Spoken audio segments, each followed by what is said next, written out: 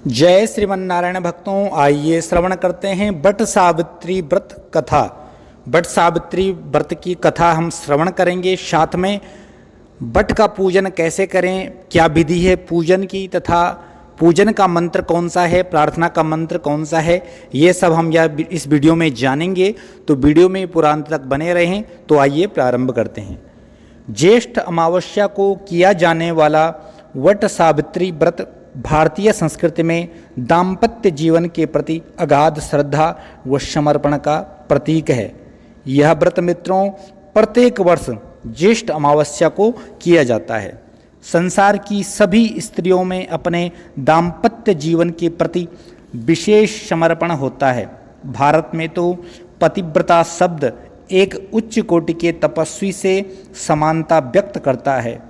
इस व्रत का संबंध देवी सावित्री से है, जिन्होंने अपने अखंड पातिव्रत्य और दृढ़ प्रतिज्ञा के प्रभाव से यम द्वार पर गए हुए अपने पति को सकुशल लौटा लाई। भारतीय संस्कृति में पति बिना स्त्री का जीवन व्यर्थ माना गया है। भारतीय संस्कृति में पति के बिना स्त्री का जीवन व्यर्थ माना गया है। इसलिए सभी स्त्रियां अपनी दाम्पत्य जीवन की दीर्घायु के लिए अनेकानेक व्रत करती आई हैं। इन्हीं व्रतों के क्रम में इस वट सावित्री व्रत का भी श्रेष्ठ फल कहा गया है।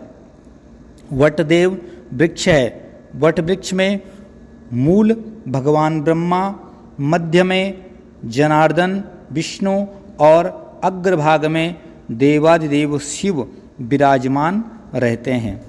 देवी सावित्री भी वट वृक्ष में प्रतिष्ठित रहती हैं। मंत्र इस प्रकार से है।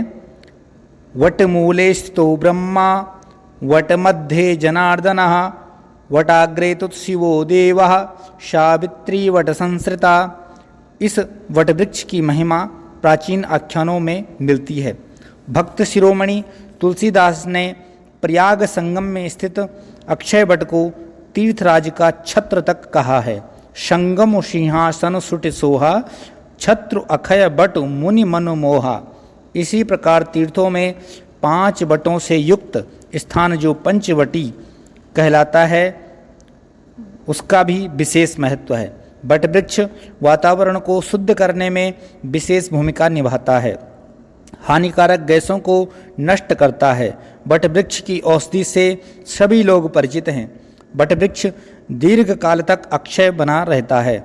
अतः जिनको दीर्घायु, अक्षय सौभाग्य व प्रगति की कामना है, उन्हें वट वृक्ष की आराधना अवश्य करनी चाहिए। ज्येष्ठ मास के व्रतों में वट सावित्री व्रत एक प्रभावी व्रत है। इसमें वट वृक्ष की पूजा की जाती है। इस व्रत में ज्येष्ठ कृष्ण त्रयोदशी से अमावस्या तक 3 दिन व्रत रखा जाता है। यदि सामर्थ्य न हो तो त्रयोदशी को रात्रि को भोजन कर चतुर्दशी को बिना मांगे जो मिल जाए उसे ग्रहण करना चाहिए। किंतु अमावस्या को पूर्ण उपवास करके शुक्ल प्रतिपदा को व्रत पारण करें। व्रत का विधान इस प्रकार है। त्रयोदशी के दिन वट वृक्ष के नीचे वृक्ष का सामान्य पंचोपचार पूजन कर संकल्प करें। मम वैदभ्यादि सकल दोष परिहारार्थम ब्रह्म सावित्री प्रीत्यर्थम सत्यवत सावित्री प्रीत्यर्थम च वट सावित्री व्रतमहम करिष्ये। इस प्रकार संकल्प कर अमावस्या को वट वृक्ष के समीप जाकर बांस की 2 टोकरियों में 7 प्रकार के अनाज भरकर उन्हें वस्त्रों से ढक दें। एक टोकरी में ब्रह्मा व ब्रह्म सावित्री तथा दूसरी टोकरी में सावित्री सत्यवान की मूर्तियां स्थापित कर गणेशादि अर्चना कर वट वृक्ष का पूजन करें। तदुपरांत ब्रह्मा, ब्रह्म सावित्री व सावित्री सत्यवान का यथाविधि पूजन करना चाहिए। पूजन के बाद वट वृक्ष के मूल को जल से सींचते हुए वृक्ष की परिक्रमा करते हुए यथाशक्ति सूत लपेटा जाता है। नमो वैवस्वताय इस मंत्र से वट वृक्ष का प्रदक्षिणा करें और प्रार्थना करें। अवैदभ्यम च सौभाग्यम देहि त्वं मम सुव्रते, पुत्रान् पौत्रांश्च सौख्यम च गृहाणार्घ्यम नमोस्तुते। इस मंत्र से सावित्री को अर्घ्य दें और वटः सिंचामि ते मूलम सलिले रमृतोपमैः। यथा शाखा प्रशाखाभिर्वृद्धोस्मि वृद्धोषि त्वं महीतले तथा पुत्रैश्च पौत्रैश्च संपन्न कुरु माम सदा। इस श्लोक से वटवृक्ष का सिंचन करते हुए प्रार्थना करें। वटवृक्ष संपन्न व बृहद कुटुंब का प्रतीक है, क्योंकि देखने में आता है कि वटवृक्ष यदि अपने विकास में किसी तरह बाधित न हो तो स्वयं ही एक विशाल जंगल का रूप अपने वटवृक्षों के साथ ले लेता है तथा कुटुंब वृद्धि की भावना व श्रेष्ठ गृहस्थ का उत्तम उदाहरण वटवृक्ष है।